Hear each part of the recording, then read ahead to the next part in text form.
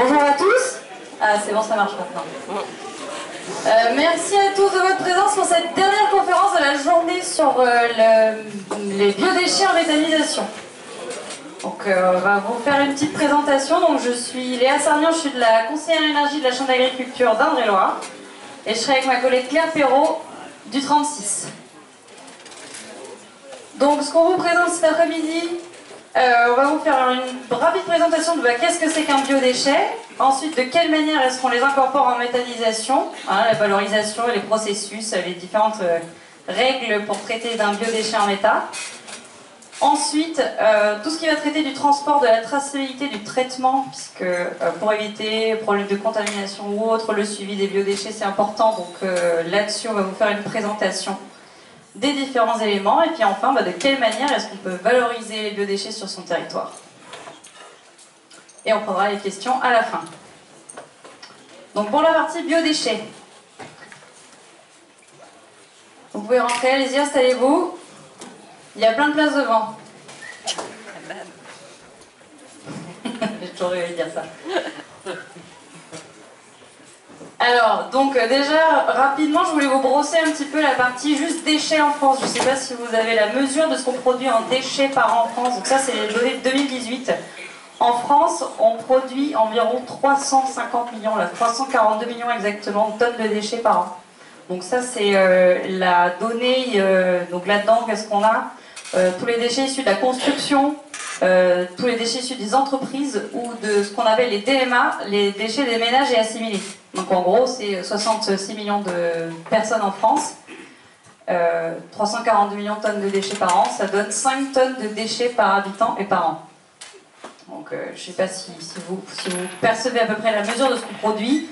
Donc pour les déchets qui nous concernent tous en tant que citoyens, donc les DMA c'est ce qui est collecté par les collectivités dans les poubelles grises et les poubelles jaunes. Donc ça correspond à 582 kg par an et par habitant en France. Et du coup, si on réduit encore la maille, allez-y, installez-vous. On n'avait pas la mesure des différentes cours qui sortaient. Donc les poubelles grises en France, qu'est-ce qu'on jette, nous, chacun dans sa poubelle? 48% de nos déchets vont dans notre poubelle grise, donc tout ce que vous jetez chez vous. Et ces poubelles grises qu'on appelle ordures ménagères résiduelles, donc c'est 254 kg par an et par habitant, et un tiers de cette poubelle est putrescible. Donc en gros, tout ce que vous mettez à la poubelle, les pots de banane, les restes de déjeuner, de dîner, tout ça, c'est ce qu'on appelle des déchets qui sont potentiellement... c'est possible, je perds le fil, du coup je suis désolée. Je vais laisser tout le monde s'installer tranquillement.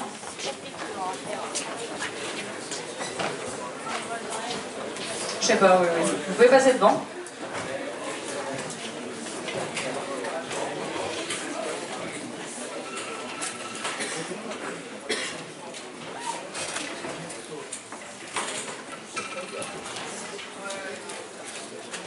Donc, pour terminer sur cette première slide, ce que je voulais vous dire, c'est que la quantité de déchets putrescibles qui sont jetés par nous, citoyens, dans notre poubelle grise, correspond à environ 83 kg par an et par habitant. Donc ça, c'est tout autant de matières qui sont censées potentiellement partir au compost ou qui auraient dû finir dans notre estomac, mais qui sont jetées et qui sont probablement, en majorité, incinérées. Donc en quoi est-ce que les biodéchets, ça nous intéresse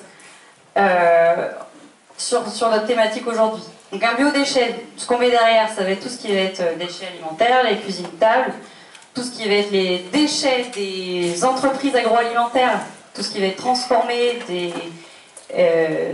les produits transformés, mais aussi tout ce qui va être déchets verts, donc tout ce qui est issu des tontes, des espaces verts, des coups d'arbres.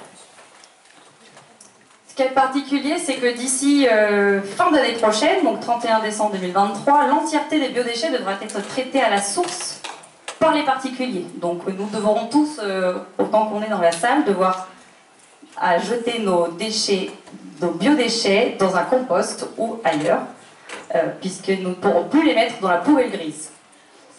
Tout ça, c'est issu des 3 lois que je vous ai mis en petit, les 3 lois, la Grenelle 2009-2010, la loi TECV et la loi anti-gaspillage pour une économie circulaire. En plus de la généralisation du tri à la source des biodéchets, toutes ces lois nous conduisent à aussi réduire notre production de déchets, réduire le gaspillage alimentaire et augmenter la valorisation de la matière organique. Donc c'est essentiel de trouver un exutoire et le 31 décembre 2023, c'est quand même demain, surtout quand on doit gérer à des échelles de collectivités territoriales, dont on n'a absolument pas trouvé d'exutoire pour le moment. Donc si les biodéchets ça nous intéresse aujourd'hui, c'est parce que ça a un potentiel de méthanisation qui est assez intéressant. Quand on va mettre du biodéchet dans sa méthanisation, tout ce que ça peut apporter, c'est déjà améliorer la phase liquide du système, en plus de produire du biogaz, et ça peut aussi consolider le gisement de l'exploitation agricole dans ses intrants. Pas forcément obligé de mettre de la culture dédiée ou ce genre de choses, le biodéchet permet de renforcer tout ça. Dans un second temps, si on fait de la méta, c'est aussi parce que le digestat permet un apport non négligeable vis-à-vis de la fertilisation. Donc du coup, prendre des biodéchets dans sa méthanisation, c'est renforcer son autonomie azotée sur son exploitation, c'est aussi baisser des charges au niveau des intrants et aussi atténuer les émissions de gaz à effet de serre. Donc effectivement, comme j'ai déjà dit, les biodéchets, on peut aussi les traiter en compost, hein, vous en avez peut-être tous chacun chez vous, ou au moins une bonne partie. Et la différence entre un compost et un digestat, c'est que le compost, ça va uniquement faire de l'amendement, apporter de la nourriture au sol, alors que le digestat, il va en plus apporter un élément de fertilisation. Donc c'est pour ça que c'est très intéressant pour une exploitation agricole, surtout dans un contexte qui va aujourd'hui être de plus en plus compliqué en termes de charges d'exploitation. Donc utiliser le digestat de sa méthanisation à la place de la fertilisation et des engrais chimiques sera bénéfique pour tous les agriculteurs qui seront sur le sujet. Donc ça, c'était pour vous faire une introduction et de pourquoi est-ce qu'aujourd'hui on s'intéresse aux biodéchets en méthanisation. Parce que c'est à la fois vecteur d'économie circulaire pour les différents territoires et pour améliorer la création de biogaz sur nos méthanisations agricoles. Claire, je te laisse la parole pour commencer la partie valorisation et processus. Alors, c'est bien finalement de recycler nos biodéchets sur nos territoires en circuit court, sauf que c'est pas aussi simple que ça, hein. Il suffit pas d'amener sa poubelle à la méta pour la recycler et la valoriser. Il y a quand même un petit peu de contraintes par rapport à ça. Il y a plusieurs types de déchets dans les fameux biodéchets dont on vient de parler tout à l'heure. Donc Léa vous parlait des DCT, là, les déchets de cantine, cuisine et de table. Hein, donc tout ça c'est issu notamment du tri que vous allez faire dans vos poubelles, peut-être déjà maintenant, mais obligatoirement à partir de début 2024. Donc on sous-classe les sous-produits qu'on appelle animaux, parce qu'il y a forcément un petit peu de viande dans ce que vous allez manger, en plusieurs classes, C1, C2, C3. Les C3 étant entre guillemets les plus propres, on va dire, les plus simples à utiliser, et les C1, vous ne les voyez pas sur la diapo puisqu'ils sont proscrits dans le circuit de méthanisation. Alors les déchets de table, ils sont tout à fait intégrables dans la méthanisation. Simplement, il va falloir enlever la barquette en plastique, les petites cuillères qui peuvent rester, les os. Enfin voilà, il suffit quand même de trier des inertes. Donc c'est déjà un premier obstacle, si on peut dire, un préalable. Et puis ils vont devoir subir ce qu'on appelle une hygiénisation. On en a parlé un petit peu ce matin. L'hygiénisation, c'est le fait de rendre, on va dire, inoffensives ces matières une fois qu'elles vont avoir bien fermenté dans la méta, qu'il n'y ait pas des champignons et des microbes et des virus qui galopent à la sortie. Hein, donc cette hygiénisation, elle est normée, elle impose que les déchets de table qui vont passer en hygiénisation soient d'une très petite taille, 12 mm, donc il faut les broyer. Vous entendrez parler de soupe, par exemple, et puis il faut qu'ils soient chauffés à 70 degrés pendant 1 heure. Alors, dans les biodéchets, on n'a pas que les déchets de table, on a aussi ce qui peut venir des industries agroalimentaires, des grandes et moyennes surfaces et des artisans. Donc là, on va retrouver des C2 et des C3. Ça va dépendre un petit peu, je dirais, l'altération ou la classe de denrées.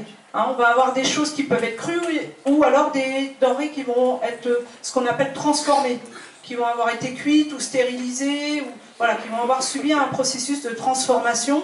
On peut avoir des produits justement qui vont être à base de lait, ou d'œufs. Donc ceux-là vont être classés s'ils ne sont pas, je dirais, pourris dans un état avancé de putréfaction, classés en C3 ou en C2. Et puis tout ce qui va être ancienne denrée alimentaire, notamment crue, bah là on va être dans des C2.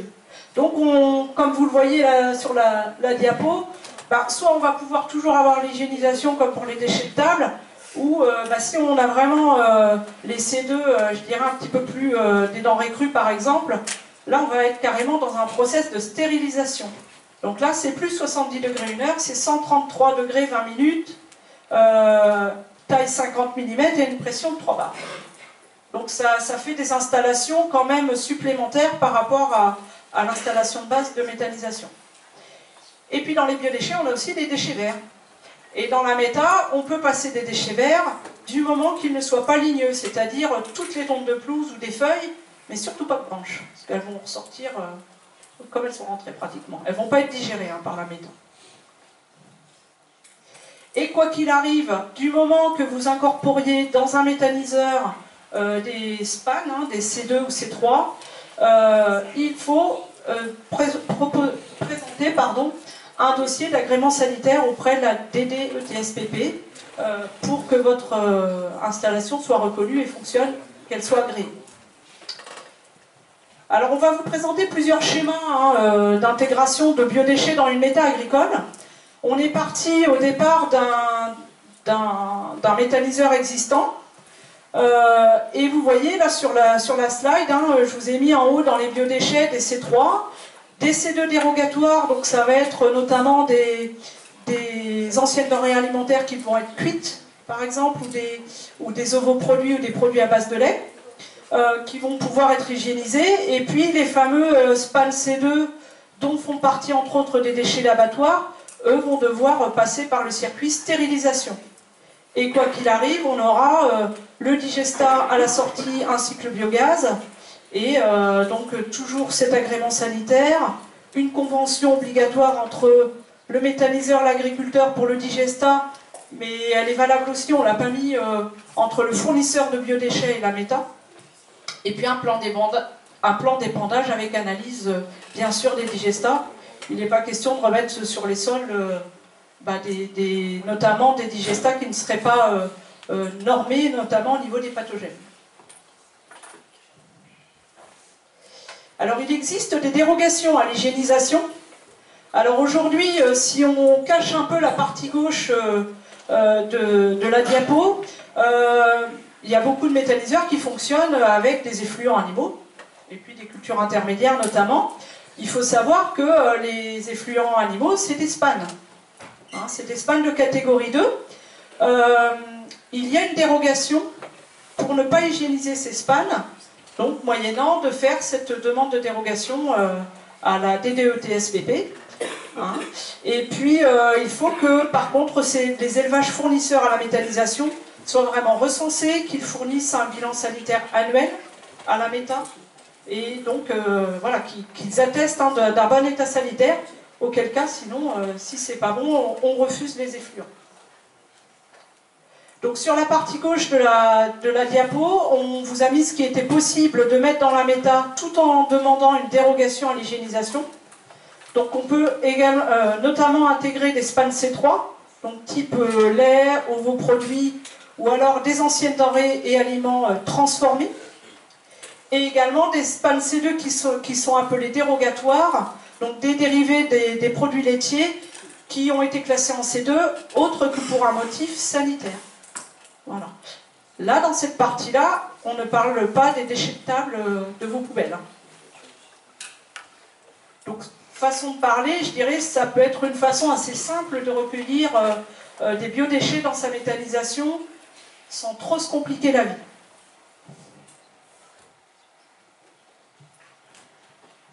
Donc, si je résume là où on en était, on est obligé d'hygiéniser, on peut avoir une dérogation à l'hygiénisation. Ensuite, quand on va hygiéniser, on peut avoir son hygiéniseur, donc c'est la machine qui chauffe à 70 degrés pendant 1 heure après avoir braillé les aliments. On peut avoir une hygiénisation sur site, ou on peut avoir une hygiénisation hors site. Donc c'est-à-dire que si on reste sur une méthanisation agricole, il existe des sites de méthanisation agricole qui ont un hygiéniseur sur site, d'autres qui récupèrent juste la soupe hygiénisée. Donc quand on a une hygiénisation qui est sur site, eh bien l'ensemble des éléments vont être du coup forcément hygiénisés, hein, les SPAN C3, les différents éléments, donc là les DCT, les différents aliments issus des industries agroalimentaires, les déchets aussi crus notamment, mais on va aussi devoir hygiéniser la ration de base agricole. Du moment qu'on a un hygiéniseur sur site agricole qui récupère des matières entrantes crues, l'ensemble des éléments doit être hygiénisé.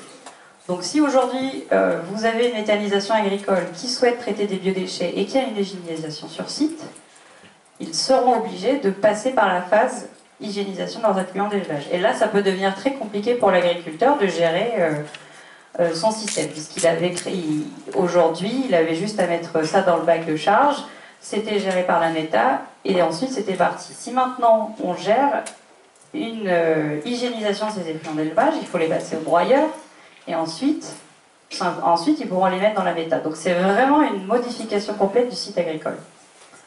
Ça, c'est vraiment hygiénisation sur site avec matière crue.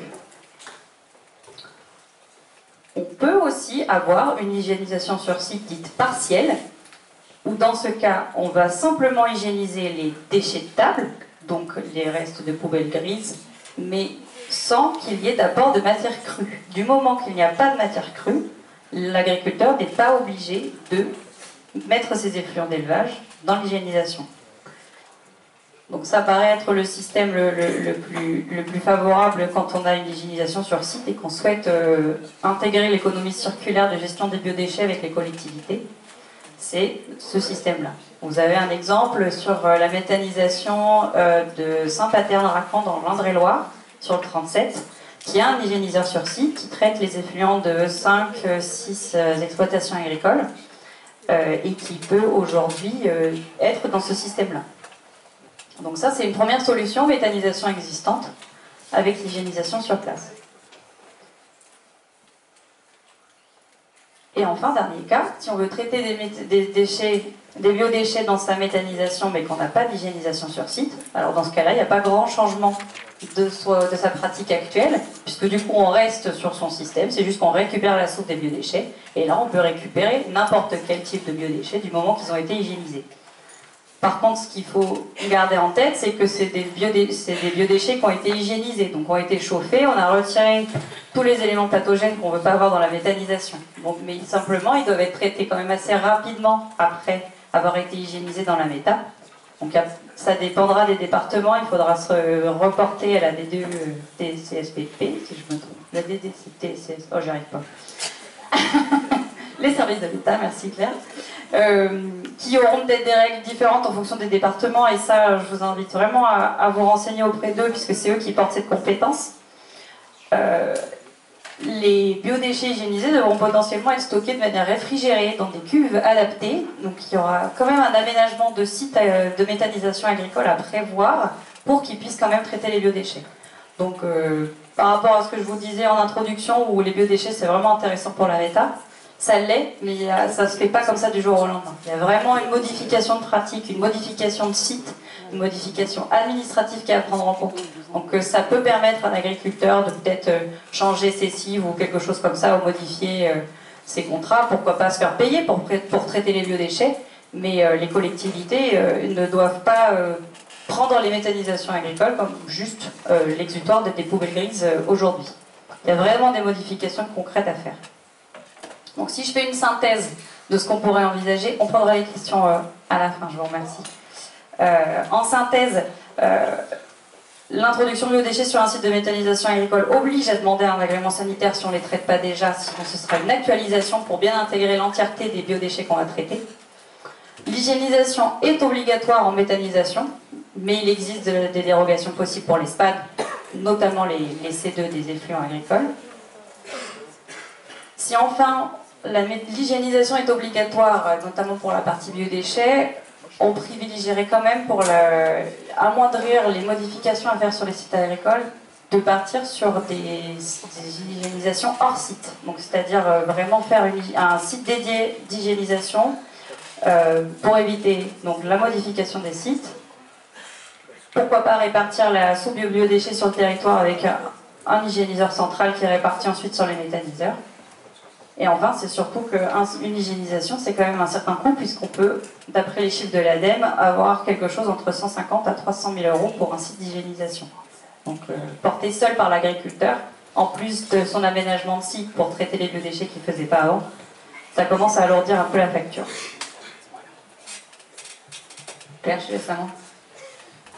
Alors ces biodéchets, comme on disait tout à l'heure, on ne joue pas avec n'importe quoi, donc il va falloir les transporter et surtout les traiter et dans tout ça assurer ce qu'on appelle la traçabilité. Les biodéchets, vous voyez tout en haut, hein, il faut les traiter rapidement comme disait Léa. Moi je vous parlais tout à l'heure du fait qu'ils ne soient pas dans un état de putréfaction, ça c'est vraiment primordial. Donc après réception sur un site, il faut qu'ils soient traités très rapidement, hein, voire dans les 24 heures. Ou même stockés dans un emplacement réfrigéré, par exemple avec les étés qu'on a à aujourd'hui. Le petit schéma qu'on vous a mis en dessous, c'est une illustration un petit peu de la traçabilité du transport dans le cas d'une collecte soit chez le particulier ou en point d'apport volontaire, comme il commence à s'en installer un petit peu sur certaines communautés de communes. Donc à chaque fois que la collecte va avoir lieu, en fait, le transporteur, il ne choisit pas où il va, ni comment, ça lui est indiqué. Il a une mission et tout déchet doit être accompagné justement d'un DAC. C'est un document d'accompagnement commercial. Il doit vraiment l'avoir et justifier d'où il est passé, de ce qu'il a ramassé. Donc une fois qu'il va arriver sur le site d'hygiénisation, donc ce site, dans l'idéal, il est au plus proche hein, de la méthanisation ou même du compostage, hein, comme on parlait tout à l'heure, pour apporter, on va dire, une matière qui sera hygiénisée et qui restera hygiénisée, hein, justement, en arrivant sur le site. Une fois hygiénisé, le transporteur ou un autre repart toujours avec un document assurant la traçabilité du biodéchet pour aller vers la méthanisation. Donc quoi qu'il arrive, il faut un agrément sanitaire pour celui qui, si on est en hors site, hein, pour celui qui va hygiéniser, dont l'activité va être uniquement hygiénisation, et puis l'exploitation de méta également. Et à chaque fois, on aura toute cette traçabilité assurée. Donc après, administrativement, il y a des conservations de DAC, et puis l'archivage hein, de tout ce qui est rentré, pesé, et vidé avec des fiches de l'eau. Donc là, on est ce qu'on appelle au niveau des agréments sanitaires dans des plans de maîtrise sanitaire, une démarche HACCP. Donc avec des procédures de surveillance, on a regardé les points critiques sur chaque installation et ils doivent être surveillés et vérifiés. Et puis on doit mettre en place hein, des actions afin d'anticiper les faillites, on va dire, hein, les soucis. Donc au niveau de l'hygiène et des conditions de collecte et transport, on vous a mis un petit schéma qui illustre un petit peu le circuit d'un bac de biodéchets une fois qu'il va être ramassé. Il va être transporté, déchargé, pesé, vidé. Donc une fois qu'il va être vidé, il faut impérativement que tout soit nettoyé, désinfecté. Et puis ensuite, une fois que les bacs sont propres et secs, ils vont pouvoir repartir dans le circuit. Hein. Ça c'est par exemple dans le cas de points d'apport volontaire. Et puis le contenu de nos bacs, hein, il va déjà être précontrôlé par ce qu'on appelle un pré-tri visuel, mais le plus gros du boulot va être fait par le déconditionneur, donc qui va servir à enlever tout l'emballage qui pourrait rester autour des biodéchets. Le broyage, je vous parlais tout à l'heure du broyage à 12 mm, donc là il est impératif. Et tout ça, ça va nous permettre d'obtenir ce qu'on appelle une soupe de biodéchets. Donc qui passant par l'hygiénisation va pouvoir se retrouver en méthanisation. Donc là, on est en termes de mesures d'hygiène, on est toujours à maximiser hein, ces mesures déjà préventives, mais également curatives, hein, pour avoir notamment des bacs à biodéchets qui soient propres, des camions qui ne soient pas souillés, hein, des transporteurs également, les manutentionnaires hein, qui soient protégés et qui voilà, changent régulièrement d'équipement de protection en cas de contamination. Mais sur les sites, que ce soit les points d'apport volontaire ou les sites de traitement, Forcément, qui dit déchets fermentés ci, putrescibles, un petit peu de viande et des choses comme ça, vous aurez forcément des oiseaux, des rats, des insectes ou autres qui vont vouloir s'installer. Donc le plan de lutte contre tous ces nuisibles est impératif. Je vous le disais tout à l'heure, le nettoyage, désinfection, donc de A à Z, à toutes les étapes, doit être prévu, exécuté et puis également consigné, puisqu'on vous le demande dans la traçabilité. De même que l'entretien des locaux et des équipements. Et puis tout ce qui va être instrument de mesure ou même le déconditionneur par exemple, tous ces équipements ils doivent être étalonnés et puis notamment pour le déconditionnement broyage, vérifier régulièrement que ça broie bien à 12 mm. Si vous broyez à 20 mm, vous n'êtes plus bon là. Donc il y a un entretien notamment par exemple au niveau des couteaux. Et le coût de traitement des biodéchets, en termes de déconditionnement, pour aller à la méta, coûte, ce qu'on disait tout à l'heure, entre 75 et 90 € la tonne. Donc ça, ce sont des sources ADEME pour des sites qui traitent entre 5 et 20 000 tonnes par an.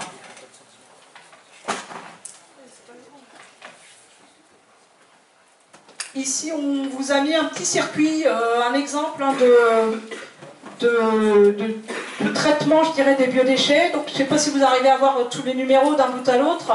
Donc, tout part du camion qui décharge son bac au début, comme je vous le disais tout à l'heure, sur une aire dédiée, qui passe par la balance. Ensuite, le bac est vidé. En 4, on a, une fois le bac vidé, le nettoyage. On passe par l'aire de lavage et ensuite, on ramène tout en bas les bacs propres et secs, prêts à resservir. Et puis, on continue ensuite jusqu'au déconditionneur et au broyeur qui va nous permettre en 10 d'atterrir dans cette citerne de soupe, de biodéchets, qui va ensuite aller directement soit dans la méta qui se trouve juste à côté, ou alors d'être transporté par camion dédié qui lui aussi, comme je vous le disais tout à l'heure, sera nettoyé, désinfecté, évidemment pour aller jusqu'à la méta.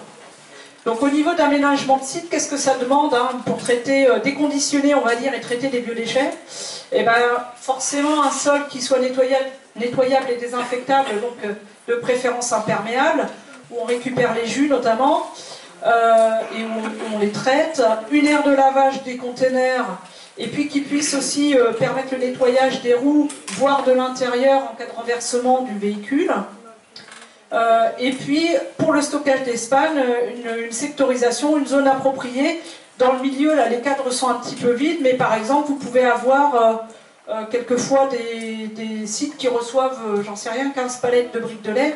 Faut avoir un peu de place pour les stocker et puis pour défaire. Le déconditionneur, il ne va pas scratcher une palette complète, quoi. Ça ne marche pas tout à fait comme ça encore.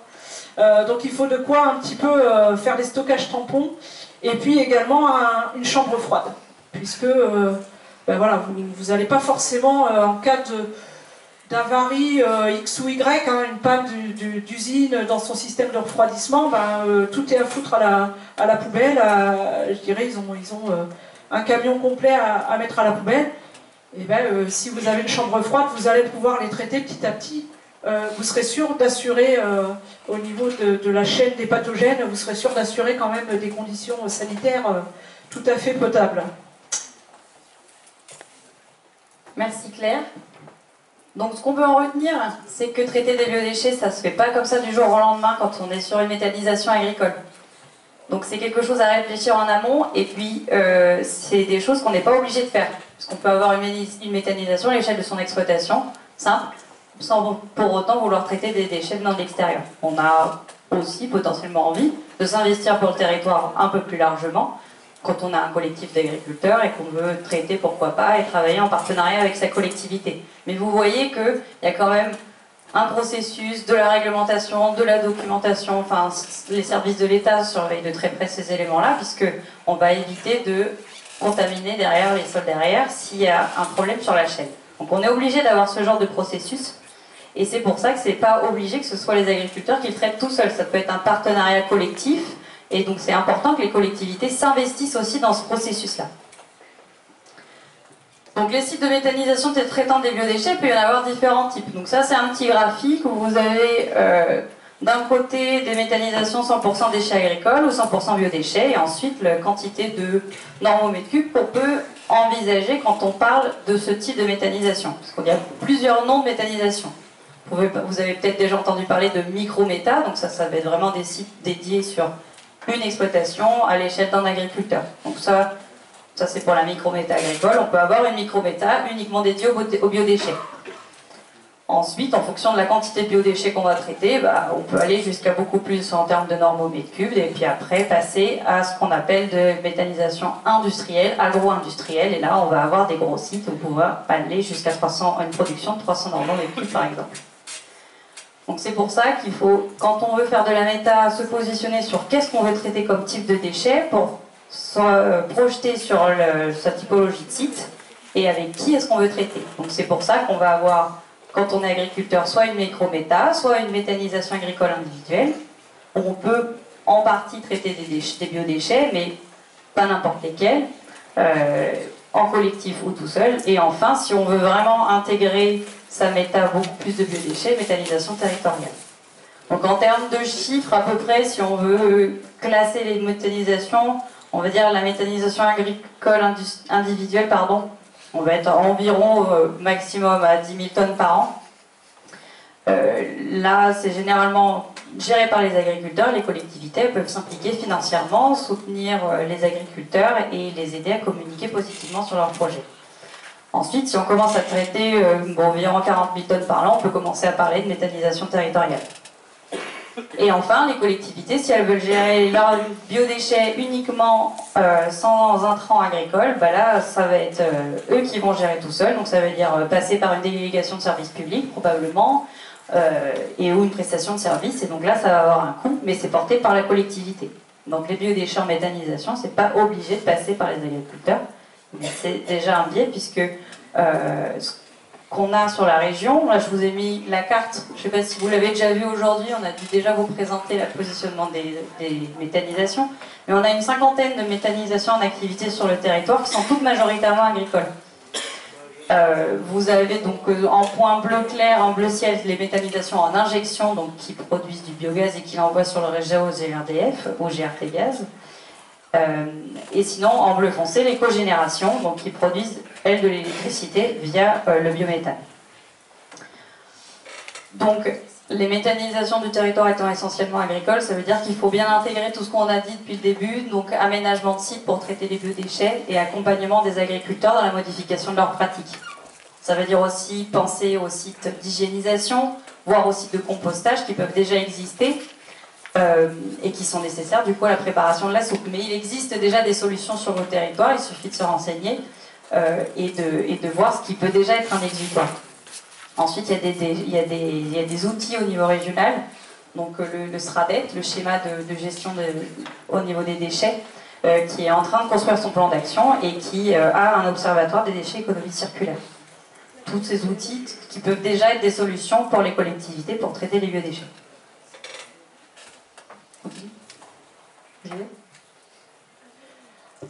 Au niveau de la cartographie dont on parlait tout à l'heure des unités, on a aussi en superposition une cartographie des ressources fermentées cibles, des déchets agricoles et biodéchets qui est en cours de constitution. Là, justement, on est en train de l'alimenter au niveau des chambres de la région Centre-Val de Loire. Donc l'idée c'est d'identifier tous les tonnages, identifier et sectoriser les tonnages qu'on peut avoir sur la région pour mieux les connaître et optimiser cette valorisation des biodéchets et pourquoi pas, à défaut d'hygiénisation présente, créer des hygiénisations collectives ou au moins qui desservent plusieurs unités de méthanisation. Donc tout ça pour participer au maillage de la région. Ce qui n'empêche pas de composer évidemment avec l'existant, puisqu'il y a des projets, des unités déjà de méthanisation, voire de compostage qui traitent déjà les biodéchets.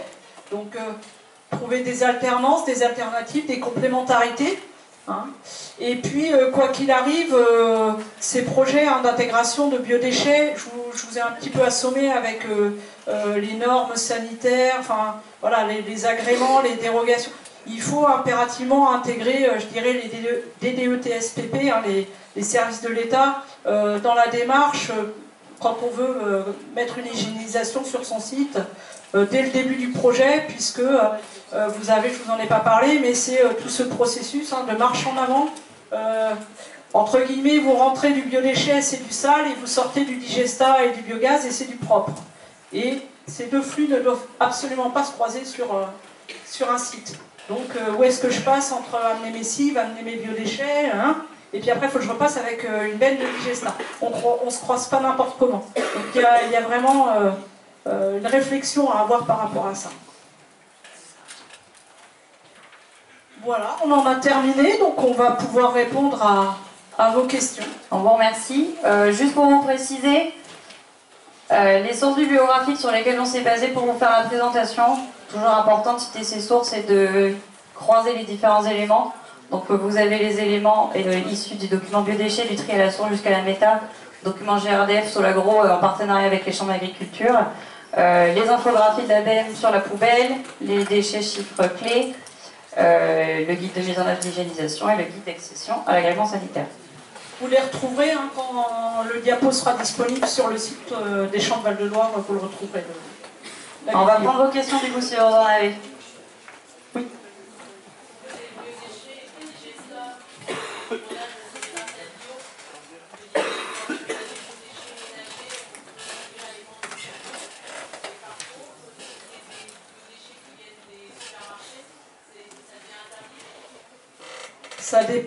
C'est vraiment, ça dépend ce que c'est comme biodéchets qui viennent d'un supermarché.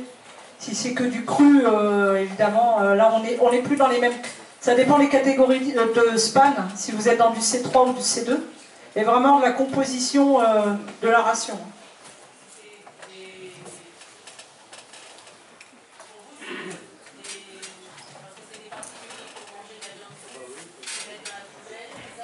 C'est la difficulté aujourd'hui, c'est que dans la poubelle, on n'a pas que du cuit ou que du prédigéré. Je suis bien d'accord avec vous. C'est complètement... C'est la réglementation qui est comme ça aujourd'hui, mais c'est vrai que ça paraît un petit peu contradictoire avec d'autres interdictions de l'autre côté, quoi. Parce que ce qu'il y a derrière, après je prendrai vos questions, Madame Segal, ce qu'il y a derrière, c'est bien évidemment le changement de pratique. C'est que là, on est en train de parler de gestion de la poubelle grise comme on gère nos verres, en fait, avec un point d'apport volontaire. Donc est-ce qu'aujourd'hui, d'ici 2023, les changements de pratique, ce sera pour tout le monde de trier ses biodéchets correctement dans son bac numéro 3, dans son bac vert, en fait.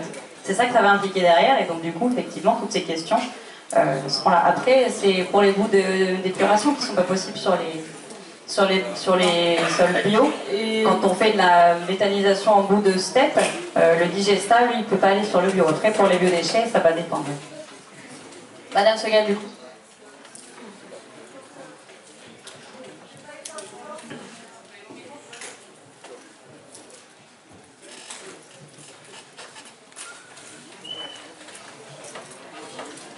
Merci, j'ai pas les voix qui portent.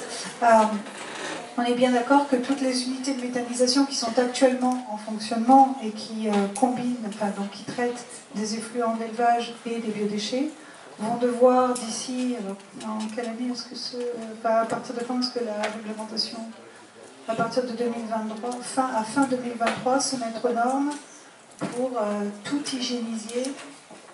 hygiéniser l'effluent plus biodéchets avant de rentrer dans les digesteurs? Non, je pense pas que ce soit tout à fait ça à aujourd'hui. À aujourd'hui, ce qui va être obligatoire à fin 2023, ça va être le tri à la source des déchets des ménages. Alors, à aujourd'hui, il y a les grosses unités qui produisent plus, alors j'ai pas le tonnage en tête, mais peut-être 5000 tonnes de déchets par an qui doivent déjà trouver un circuit. Les collectivités, je crois que ça doit être à partir de janvier 2023, et le particulier, c'est à partir de janvier 2024. Donc tout ce monde-là doit trouver un exutoire pour ses biodéchets. Ça peut être de la méthanisation, comme ça peut être du compostage, par exemple. Mais alors, vous parlez de mise aux normes d'unités de méthanisation. Quoi qu'il arrive, tout va dépendre de la ration initiale du méthaniseur. Si le méthaniseur prenait déjà des biodéchets, Qu'est-ce que c'était? Est-ce que c'était déjà du cru? Est-ce qu'il y avait des denrées transformées? Est-ce que c'est des petits gâteaux ou des nouilles? Je dirais ça, à aujourd'hui, l'hygiénisation n'est pas obligatoire pour ça. Parce que sinon on est dans ce cas-là, c'est-à-dire qu'il traite déjà des déchets de table, donc il les hygiénise et il n'est pas obligé d'hygiéniser ses intrants agricoles. Mais s'il prend de la matière crue, là, il faudra qu'il passe dans ce système-là en fait. Mais la réglementation comme ça, celle-là, elle existe déjà.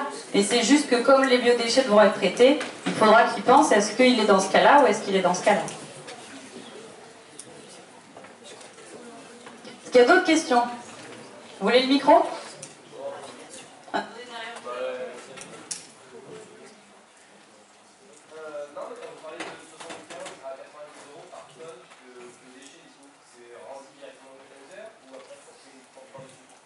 Non, ça c'est le coût total pour une collectivité pour qu'elle se projette. C'est-à-dire que si on traite du biodéchet, ce coût à la tonne, ça prend l'entièreté des étapes. Bah après, en fait, aujourd'hui, ce prix, si vous voulez, ça va être payé aussi par nos taxes d'ordures ménagères. C'est nous, les citoyens, qui finançons en fait le transport des biodéchets. Nos poubelles, etc. Donc après, s'ils doivent en plus, ils traitent notre poubelle jaune, notre poubelle grise, si du coup ils doivent passer encore plus, ça veut dire potentiellement augmenter les taxes, et c'est surtout pour que les collectivités se projettent ce chiffre. Non, c'était pas ça que ça voulait dire. Non, par contre, quand on est dans un cas d'hygiénisation hors site, par exemple, cette soupe, effectivement, elle aura une valeur marchande, hein, le méthaniseur l'achètera, forcément. Ou pas?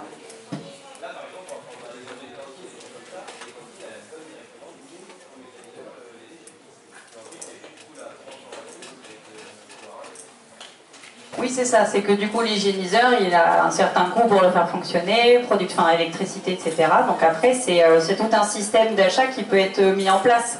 Et donc l'agriculteur, lui, il entretient tout le site de méthanisation qui traite les biodéchets. Donc est-ce qu'il doit finalement acheter la matière à la fin, alors que c'est lui qui prend les risques de la gestion de son exploitation? Donc ça, c'est quelque chose qu'il faut intégrer dans l'entièreté de la chaîne. Tu veux ajouter un truc, non? Oui, justement, que pour ceux qui connaissent un petit peu la façon dont on calcule, je dirais, quand on fait un business plan au niveau d'une méthanisation, quand vous mettez des effluents dans une méta, vous avez, entre guillemets, un bonus, et je dirais, il y a une redevance déchets qui va également avec l'incorporation de ces biodéchets. De même, lorsque les communes vont organiser, il va falloir, malgré tout, à l'échelle des COPCOM ou des syndicats d'ordures ménagères, organiser toute cette collecte. Il faut savoir que tout ce qui va être, je dirais, injecté dans le réseau de biométhane, après, il y a des garanties d'origine qui vont avec les contrats. Théoriquement, il devrait y avoir des retours sur les collectivités aussi. C'est, je dirais, par rapport à la situation d'aujourd'hui où malheureusement on a beaucoup d'incinération ou d'enfouissement, on a quand même une chance de fournir des éléments fertilisants, de la matière organique supplémentaire aux exploitations agricoles. On voit qu'aujourd'hui le prix de l'engrais a explosé. Et puis en même temps on produit de l'énergie, donc c'est quand même assez vertueux, quoi. Oui, du coup vous avez une question. Moi, il y a un truc, c'est par rapport au transport. Là, vous dites que pour transporter les déchets et tout, je suis d'accord. Donc vous allez utiliser du fuel, ça va de moins en moins. Donc est-ce que... Oh, du GNV. Ou du GNV. Oui, alors est-ce que, par exemple, là, le gaz que vous allez produire, est-ce que vous allez l'utiliser dans les camions pour le transport, pour qu'en fin de compte, ça C'est l'été. tout l'enjeu d'arriver à faire des projets de territoire. Et après, est-ce que ce système-là va permettre de diminuer les quantités, au nombre d'hectares, d'utiliser des terres agricoles, les faire diminuer, je ne sais pas trop comment l'expliquer, mais diminuer la quantité de terres agricoles que l'on utilise, donc pour village et tout, pour faire fournir un méthaniseur. Ah, de cible. Oui, est-ce que ça va permettre de diminuer ou pas? Parce que Oui, mais dans une proportion, mais ça ne va pas les supprimer. non, on parle pas Non. de supprimer. Non. Est-ce que ça va réellement le diminuer? Ça va avoir un impact, oui, parce que vous allez amener quand même un potentiel méthanogène dans la ration. Hein. Parce que l'idée, c'est quand même les terres agricoles, le fuel, sachant qu'ils sont pleins, qu'on en a de moins en moins, et surtout là, avec la guerre en Ukraine, on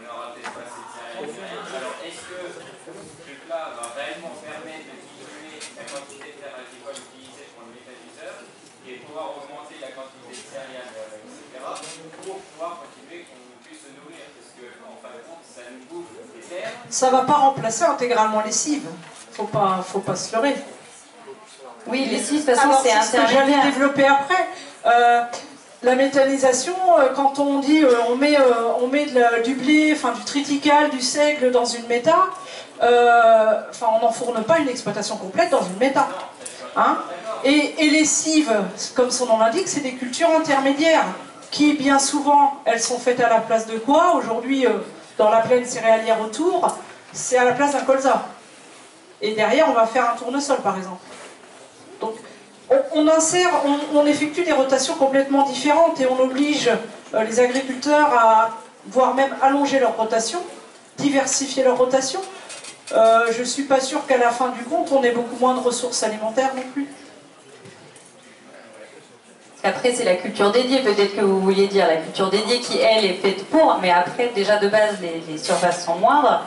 Le biodéchet va peut-être prendre une petite place, mais ça ne va pas arrêter complètement la production de cives. Ce qu'il faudrait voir après, c'est par rapport à la quantité encore qu'on utilise en tonnes dans le village, par exemple, par rapport aux biodéchets, voir le pourcentage quand même que ça rapporte.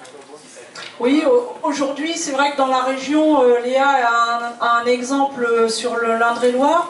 Le traitement en méthanisation. Un petit peu de silence, s'il vous plaît. Le traitement en méta des biodéchets, c'est émergent, c'est vraiment très récent. Donc, on a des abacs, je dirais, de composition de soupe. Après, pour peu qu'il y ait tel ou tel genre d'industrie agroalimentaire à proximité, on n'a pas du tout les mêmes valeurs nutritives ou énergétiques de production de biogaz. Je dirais que les années à venir vont commencer à nous donner un retour par rapport à ça. Et je reviens juste sur un truc, c'est au niveau de votre aire de lavage. L'eau que vous allez vous servir, vous en servez encore après? Non, elle est remise dans le système en fonction.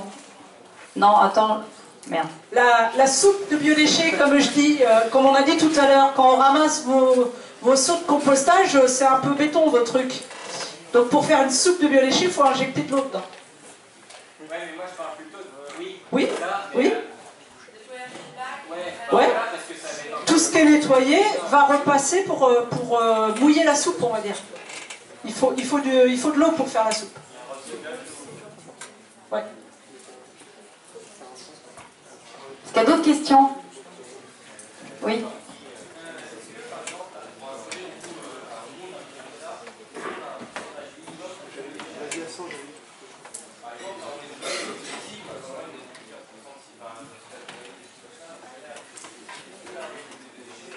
Il n'y a pas de minimum ni de maximum. On peut faire une méthanisation entièrement de biodéchets. Ouais. Il n'y a pas de règle. C'est pas comme les cultures dédiées qui sont limitées à X tonnes par an. Il y a un projet sur l'Eure-et-Loire qui est que du biodéchet. Les gars font que ça. C'est pas tout à fait agricole, mais avec valorisation agricole, mais les gars ne font que ça. Ils traitent que du biodéchet. Par contre, quand on parlait tout à l'heure du maximum de culture à mettre dedans, alors il y a un petit distinguo à faire. On parle des cives, je vous ai dit culture intermédiaire, j'insiste, c'est bien entre deux cultures principales. Les cives, on a des exemples de méthaniseurs qui sont 100% cives. C'est complètement autorisé par la loi. Par contre, aujourd'hui, il y a une limite de 15% de ce qu'on appelle les cultures principales. Voilà. Et ça, c'est en tonnage brut sur la ration complète. Donc, par exemple, pour être complètement farfelu, un collectif de 10 agriculteurs, un agriculteur, il peut choisir de mettre sa ferme complète dans la méta. Du moment que ça ne dépasse pas 15% au final. Bon, c'est extrême, mais voilà. Merci. Est-ce qu'il y a d'autres questions? On a encore un petit peu de temps devant nous, donc on vous écoute. Sinon, on va terminer là-dessus. Oui.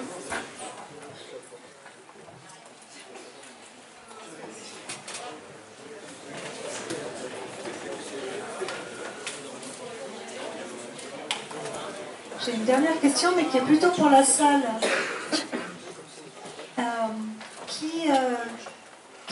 intéressés pour travailler sur la méthanisation ici? Une personne, 2, 3. Ça recrute dans la méta. Hein. Oui, ouais, ça recrute. Merci. Ouais, bah, merci à tous. N'hésitez pas si vous avez des questions, contactez.